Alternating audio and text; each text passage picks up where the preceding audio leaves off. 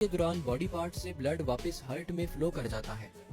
इस complete contraction और relaxation के प्रोसेस को एक कार्डियक साइकिल कहा जाता है, यानी कि एक हार्ट बीट। अब हार्ट से बॉडी पार्ट्स की तरफ ब्लड फ्लो को समझने से पहले सर्कुलेटरी सिस्टम के सेकंड पार्ट यानी कि वैस्कुलर सिस्टम के बारे में डिस्कस कर लेते हैं। वैस्कुलर सिस्टम हमारी पूरी बॉडी में ब्लड को ट्रांसपोर्ट करने वाले ट्यूबुलर नेटवर्क यानी कि वेसल्स को कहा जाता है, जिनमें आर्टरीज, वेन्स और कैपिलरीज शामिल हैं।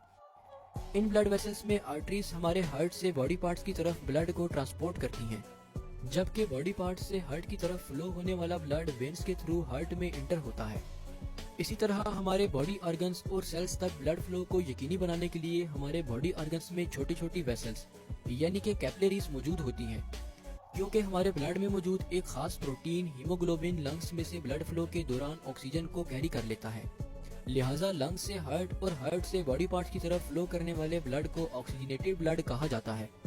जैसे ही ब्लड हार्ट से पंप होता है तो ये हार्ट के लेफ्ट वेंट्रिकल से निकलकर एक बड़ी आर्टरी में इंटर हो जाता है।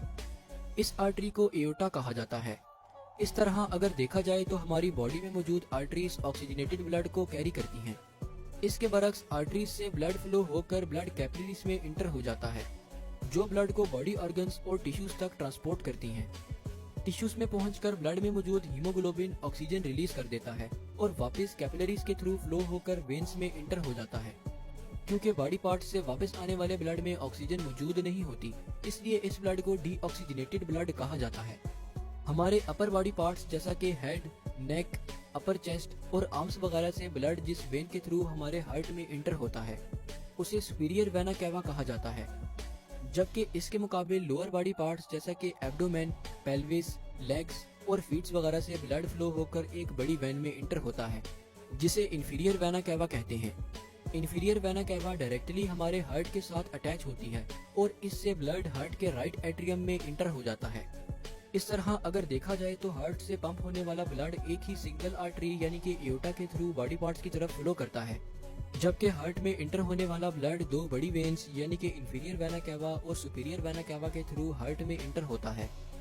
इसके अलावा क्योंकि हार्ट में एक तरफ से डीऑक्सीजनेटेड ब्लड इंटर होता है और फिर वो डीऑक्सीजनेटेड ब्लड लंग से ऑक्सीजन कैरी करके दोबारा हार्ट में इंटर होता है, लिहाजा गौर किया जाए तो हमारे हार्ट में डबल सर्कुलेशन होती है, मीन्स के 2 दफा ब्लड हार्ट में इंटर होता है।